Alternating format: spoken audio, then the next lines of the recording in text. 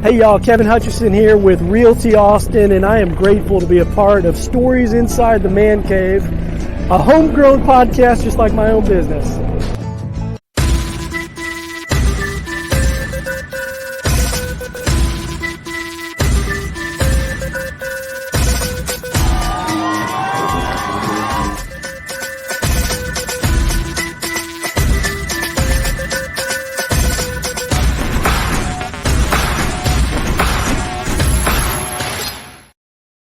Well, the countdown to the big game in Dallas, we're just 2 days away. And one guy that I have had a ton of respect for, endured a lot before he became the starting quarterback for Oklahoma, that being Paul Thompson. He's an ATX area native. We'll dive into that. But, PT, I know you're sitting in a car because you are playing the role of – we have multiple roles. You Right. Entrepreneur, business, dad, the most important, and husband – because you're getting a break while your son's at basketball practice.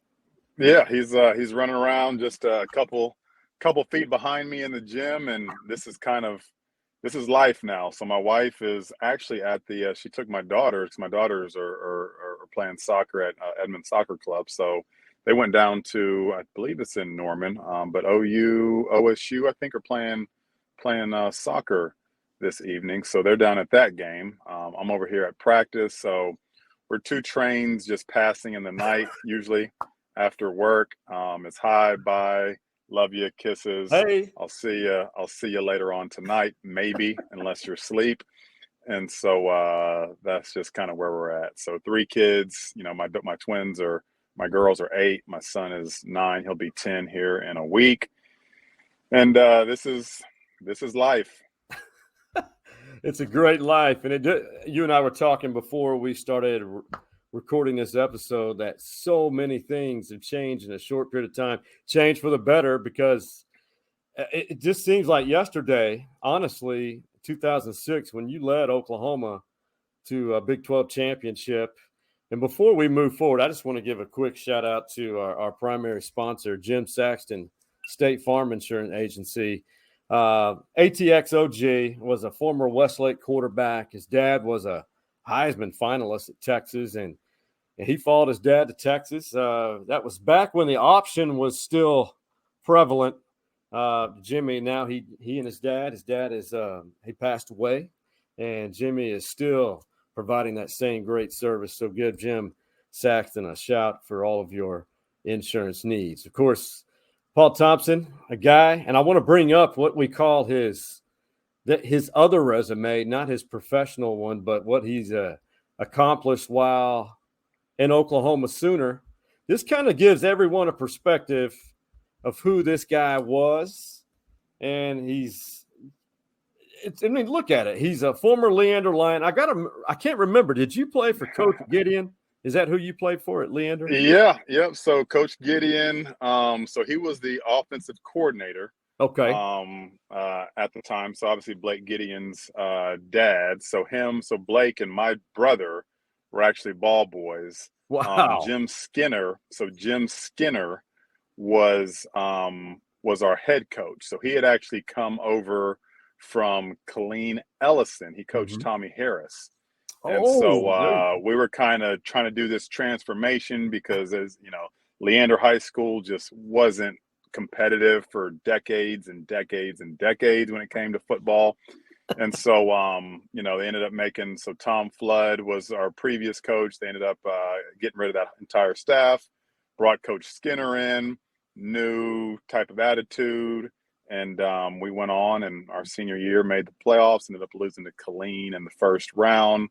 But yeah, so yeah, Coach Gideon though was the OC quarterbacks coach. So I got to know the Gideon family real well. That's such a small world, and I've learned that we are all connected in some form or fashion. But like you said, it all this life happens so quickly, and the connections between Sooners and Longhorns, it's a small fraternity. So when you look at to give you a summary, Paul was recruited, one of the top recruits in the country. I want to say top 10 overall athlete in the country, and chose OU over many schools. And he was there 5 years. He went there to play quarterback, played a little receiver, and the number you see are all the yards that he accounted for, either rushing, receiving, and passing as a Sooner, and almost 3 dozen touchdowns.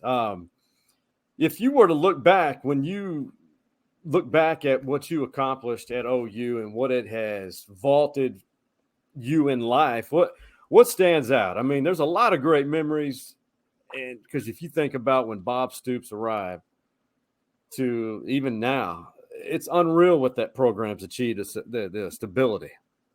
Right. Yeah.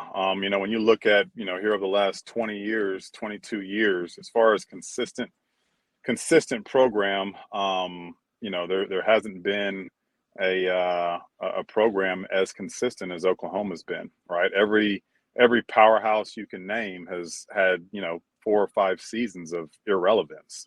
And that just hasn't been the case with Oklahoma. And so, that's one of the reasons I chose to come here, even though they were fairly new when it came to winning, but I didn't really know a whole lot about them prior to Coach Stoops getting there. Again, I graduated in 2002. Bobby Jack Wright and Chuck Long came down to Leander, Texas with their national championship rings on. And, it was one of those, what this right here? Let me tell you about this. So they're all rocking their rings and coming onto campus and all that, and kind of oohed and awed me. And so, I ended up making my decision to go to OU, but, many memories, obviously that, my senior year, kind of the whole coming back to quarterback thing and all the ups and downs that led up to that, getting a chance to be a part of, even prior to that, as a backup, behind, a Heisman Trophy winner in Jason White, and going to a couple of national championships and winning some Big 12 championships. But, ultimately my senior year, overcoming the adversity that we overcame, not just myself, but as a team, and fought and kicked and scratched, overcame some crazy games. Obviously, Oregon early in that season that, should have been a W for us. And so, to that game, Red River game, we were actually, I believe we were either up or it was close at halftime, and then we kind of let it slip away there the second half in the Red River game. And then, our only other loss that season was the one of the craziest games in sports history versus Boise State. And so, just to fight through that season, to get where we got to overcome the obstacles and challenges that we were faced. Had a young team, that receiving core that we had there was a lot of young guys. Adrian was hurt a lot of that season after the Iowa State game, breaking his collarbone.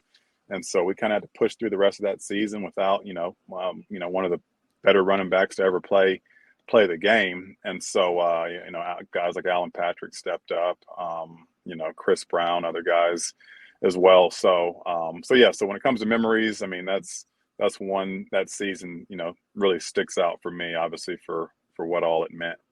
It was special because the next year you were kind of mentoring another Heisman Trophy winner, would be Sam Bradford. Great group. Malcolm Kelly from East Texas, that you and him had a great connection. When you look at the game, and you were part of 5 Texas OU games because you redshirted 1 year, and you had the upper hand. You won 3 of them. Is there any part of you that wants to go down that tunnel again and experience it one more time? Oh, of course. Of course. Of course. I think it's crazy because I've only been to, I think, 1, maybe 2 OU Texas games since I've left. I'm up here in Oklahoma now. A lot of times the earlier games, obviously now that I have kids, but even prior to that, it was just kind of difficult to get down there from time to time, especially the earlier games. Now it's nearly impossible. It's tough to even get to a home OU game now, unless it's like a 6 or 7 o'clock kickoff, just because we have stuff during the day and all that. But yeah, to walk through that tunnel and to run out on that field.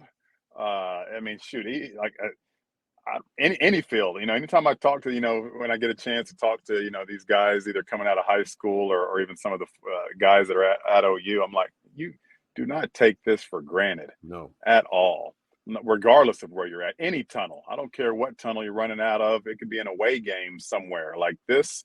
Run out there with your teammates, whether you're getting cheered or booed, it's all got that same energy.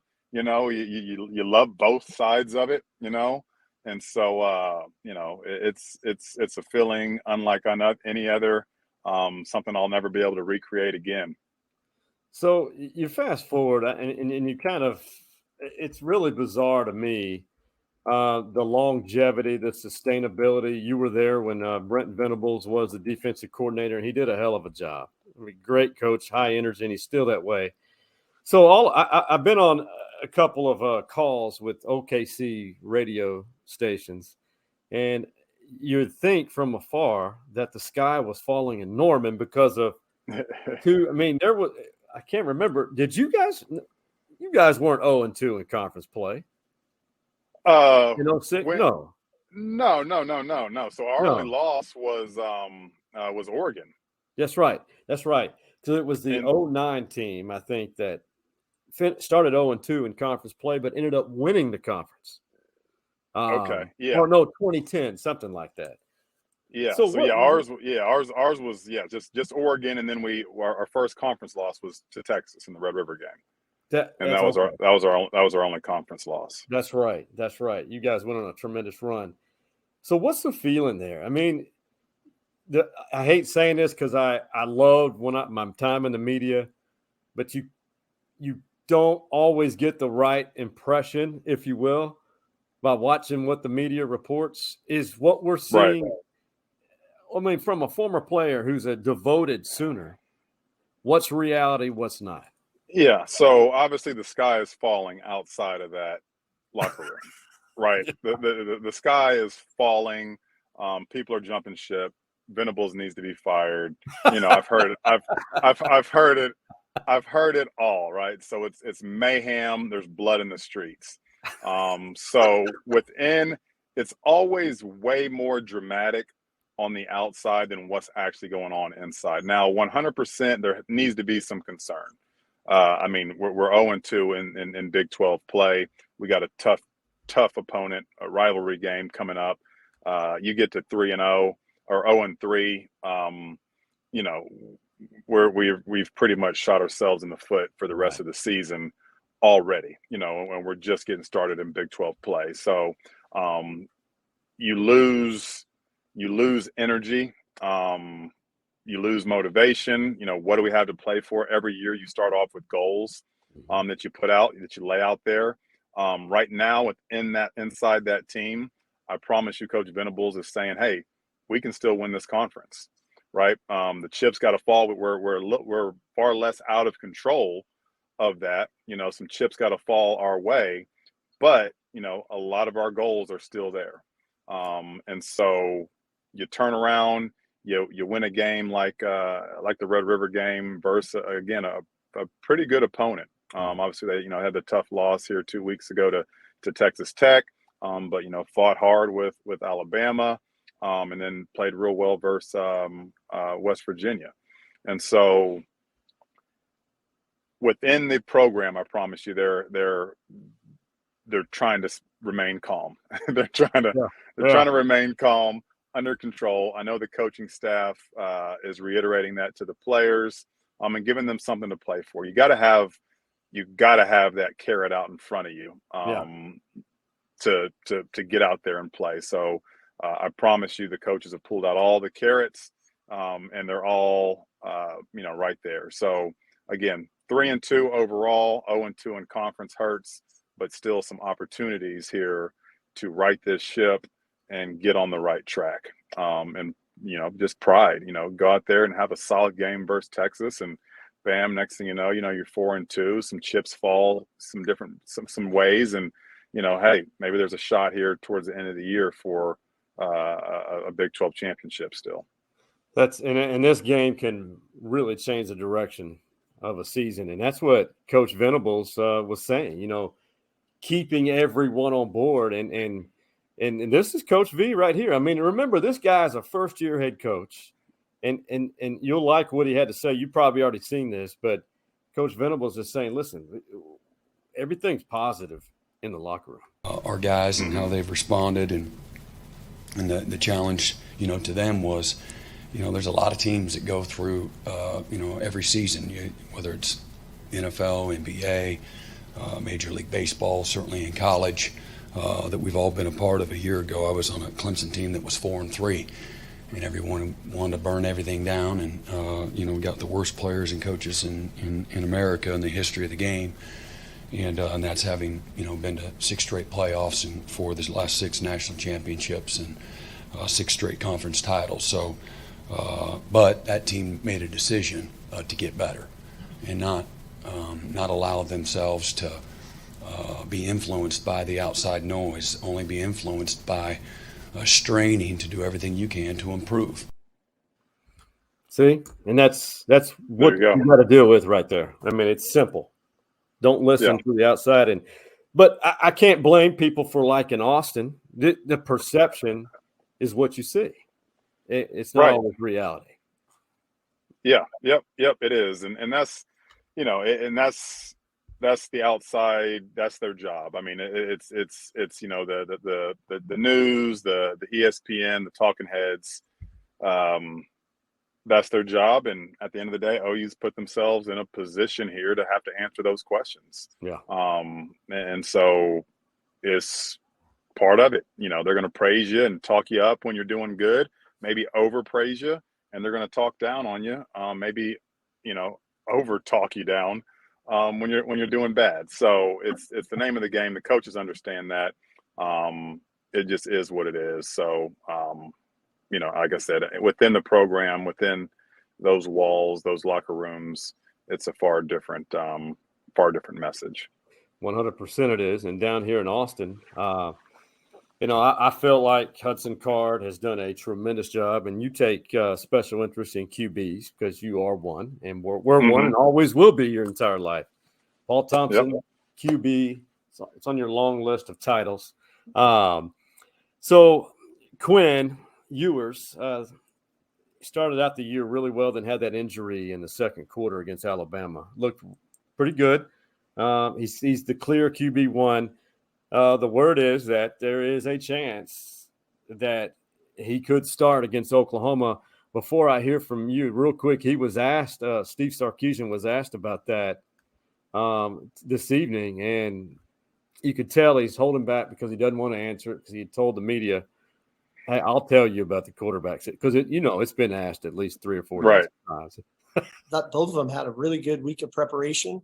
Like I said, I think both of them are probably as healthy as they've been in about a month. I think, Quinn has had to do it from a rehab perspective off the field. Hudson's kind of played through his injury. So feel very confident with both guys going into Saturday. As a player who knows and sees and hears things a lot differently than the general public, what do you read into? Is there anything to read from that? For me, I'm thinking we're not going to reveal who's going to start, but I get the feeling Quinn's going to play. Yeah, I would think Quinn is going to be back. Just kind of, I don't know, maybe just hearing some other people around the, just different commentary, some people, maybe some insight into that. Same thing. I've got a good feeling that he'll be playing, but you play that and you want to make it as difficult as possible for the other teams, right? When it comes to preparation. So they're preparing for multiple quarterbacks and they're wasting time. They're wasting time in their preparation. That could be a competitive advantage. So, but yeah, from what I've heard, and I'd say he's going to be out there, and he looked solid early in that Alabama game. Him and that Worthy connection, that's a scary connection right there. And so for him, I mean, and honestly, it's weird because I never know who I was going to pull. I didn't know who I was going to pull for in that game. Yeah. I wanted Texas to get blown out. And if they didn't, right? So I wanted them to get blown out because I'm always going against Texas, right? But since they were hanging around, I said, you know what? Let's go ahead and knock off Bama, because at the same time, so it's always kind of a win-win situation I create for myself when Texas plays prior to us playing, is that I always want to be the spoiler team, right? So I loved it back in the early 2000s when OU and Texas were top 5 teams in that Red River game. All the time. I would take that, 2 undefeated teams all day, every day going into this weekend, as opposed to what we have now. 2 unranked teams for the first time since '98. So I was like, man, I'd like for Texas to pull this out and have finally somebody knock off Bama early in the season, because I'm just sick of hearing their name every year over and over. But then giving us a chance to give them that first loss. But obviously the chips fell way differently. Obviously unfortunate. They. Kind of ironic they were showing the 2009 championship game when Colt McCoy got hurt versus Bama, and Garrett Gilbert, I believe, came in and finished that game off. But obviously Bama won that, and sure enough, a couple plays in, there goes Ewers with a similar type of injury, or falling on that shoulder. So but luckily he's, like I said, he's back. I'd rather play Texas at their best, even though it looks like Gabriel may not be ready to go. But I'm all about playing teams at their best. I don't want any excuses. That's exactly how I feel, because it's hard, because you walk away in your mind. There's not an asterisk, but there is, right, to an extent. PT, your perspective. I'll just say this. Just because OU is this is kind of a rebuilding year for them. They brought in Dylan Gabriel, who was hurt. They're still learning Venable's complicated defense, but it could happen one down, one quarter. This is a very dangerous situation for Texas, in my opinion, because this game creates legends. This game really changes the direction of seasons for. If you go back in history, it has. I mean, it either vaults you into the national scene, or you're just going to settle for a 6 or 7 win season and go to a minor bowl. Right. Yeah. This game every year, right? There's years when it looks like OU's a clear-cut favorite, and we get beat. There's years when we've blown Texas out in the early 2000s, when Texas was had Chris Sims and Roy Williams and Cedric Benson, and every 5-star you could imagine was there, and we kill them by 40 something points. And so this game is almost a season in itself, right? To where it's its own creature, and so there's so many emotions. You got the split stadium. We're in a dogfight now just to be relevant in the conference, which is, unlike anything a position we've been in a while. And so, what is that, how does that change, strategy? How does that change mindset going into this game? Being that, hey, if we go out and embarrass ourselves here, that's a wrap. That's a wrap. On Texas's end as well too. Texas has always recruited well. They've always been told how awesome they are, and now they're telling now they're all they're hearing all week is how they're going to just stomp Oklahoma, right? So how does that play into their psyche as far as their development or their preparation heading into this week? They've seen the film of us versus Kansas State and us getting romped versus TCU last week.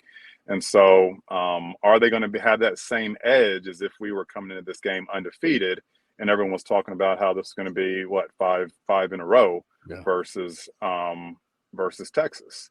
And so that's why the emotions of it, right? You're playing against a lot of your former high school teammates, because it's a lot of Texas people at Oklahoma, and Oklahoma, recruits a lot of Texas guys. So it's its own beast. And so I think 100% Texas has the edge in this game, especially if Gabriel is out. But from a matchup standpoint and the way our defense has been playing, we we're behind. I'd say from what I've seen here over the last couple of weeks, we're behind from a matchup standpoint. Again, especially defensively, Worthy scares me. If you got Ewers back, now you got to focus on Bijan back there too. I mean, come on. I mean, Worthy and Bijan are probably top 2, top 3 at their position in the country. Easily. And so it's like, talk about, getting beat deep versus TCU last week. It could get nasty. It's like, where to pick your poison. And so we got to come in locked in, focused on the ball, or we could have some problems.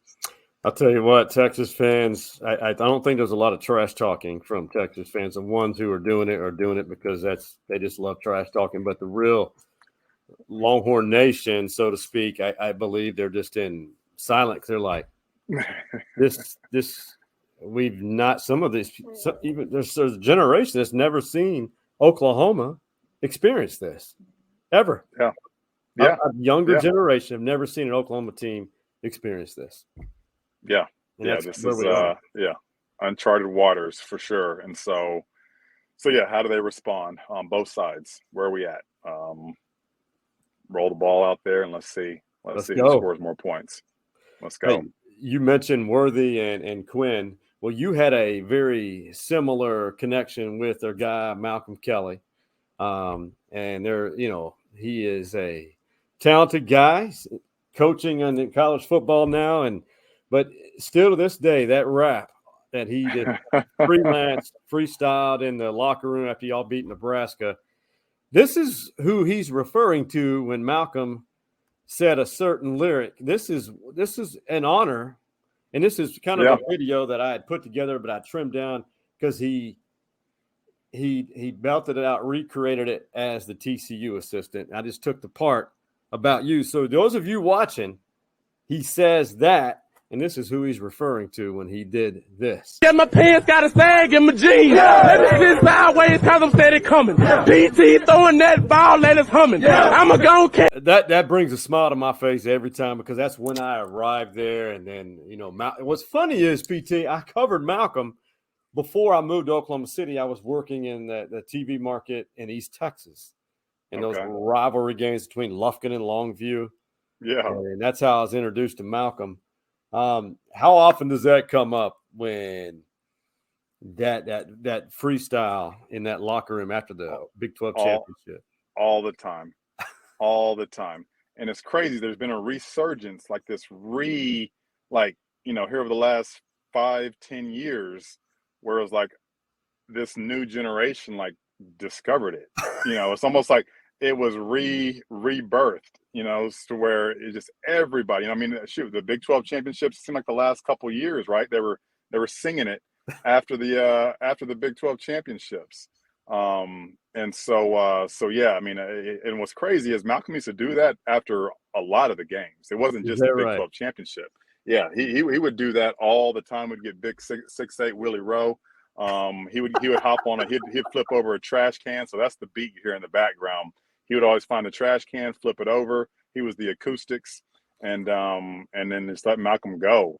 And so that one just happened to get caught on film, and it's lived on forever. So so this younger generation, even when I went and spoke at the I think it was maybe I can't remember which game it was last season, but went and spoke to the recruits that came in, and so they actually played that rap, before I talked. And then everyone's like, "Oh, okay, now I know who you are." That's PT. Right? They had no clue prior to that I played football, or they know I played football, but as far as seeing me play football, and so everybody knows that. So any Big 12 championship, anytime we play Nebraska, obviously, on Twitter, Facebook, I'm going to get messages. PT throwing that ball and it's humming. And so that will live on forever. So I'm proud to be a part of that. That's awesome. I love it. I tell you what, I laughed so hard last year when Coach Stoops came back to coach the Alamo Bowl. And at the end of the game, in Coach Stoops' way, he says, "Them OU boys, They're my family. they're They're my brothers. Yeah. Yeah. They're my brothers. They're my friends. They're my brothers. They're my friends. Yeah, you got it down. You got it down. He's got it. He is absolutely hilarious. It's Coach Stoops. Yeah, I from afar wasn't supposed to like him, but after my time there, man, I really had the utmost respect. 100%. So love the guy. It's one of those guys that you want to play for. How we end these episodes, they're called the Man Cave Story. It's fitting. And this one's brought to you by Kevin Hutchison of Realty Austin, as we saw off the top. But PT, I'd say 188 episodes, maybe 190. I know this is episode 187, but we had some 3 off-numbered episodes. The Man Cave stories are epic. We've had George Teague from the Cowboys. The list is endless. I have not been in a situation where I haven't laughed uncontrollably at some of these, because a lot of people gave you inside the locker room or a moment in a game or in life. Is there a Man Cave story that maybe you look back and every time you get together with whomever it involved, you guys laugh about it to this day? There's a lot. Some more appropriate than others. But I will. So I know. So I think we were in California. So I think it might have been the Holiday Bowl. So this is actually a Coach Stoops story. And so we're at the Holiday Bowl. We're up there. You get up there for those bowl games. You get up there a couple days before. More than a typical away game, and so you get to do activities, go out. So I know they had like just a hospital visit for us. And so we went out and, Coach Stoops, he, even the children's here at OU, we did that. He was up there weekly. Sometimes you knew he was up there. Sometimes you just, hey, Paul, meet me at the Homeland at 7 a.m. And, let's go on over there and cheer up some kids' day. And so always, did that. And like I said, did a lot of it when the cameras weren't around as well. So, but we picked a hospital there in California, and a handful of us all went up there. And, we actually just kind of had a table set up. The kids kind of came around. I think we were signing some autographs, and one of the kids came up to the table, and Coach Stoops signed their whatever it was, football or whatever. And Coach Stoops being nice like he always is, he said, "You're a cute little girl," and the kid looked at him and said, "I'm a boy," and like just took off. And so I'm sure Coach Stoops felt pretty bad about that, but he called a little boy a girl, and he wasn't too happy about that. So, but that's always stuck in my head. So that is hilarious. But you know what, PT, that I think we've all been in that situation. This just has happened to me last week at a place called Daily Juice here. Just picking up a smoothie. I said, man, I don't know what the person there was introducing their kids. They were behind the counter. One was a daughter. I thought the other one was a daughter too. Long hair down to here. And I said, what's her name? I'm not a her. Yeah. Yep. And then you're just like, ooh. Yeah. Trying to remove the foot from the mouth. Yep. So you got to watch out on that, and also with pregnancies. I don't ever comment on pregnancies because you just don't know. She could be 9 months pregnant, about to have the baby. I'm not saying when are you due, congratulations, nothing. Who knows what, it could be something else, and you just don't go there. Just don't go there. Don't even go there, because the foot in your mouth when they say they're not pregnant is something that you can't pull out. Ever. Can't do it. Yeah. Just avoid it at all costs. Just smile and nod your head. Yes. That's it.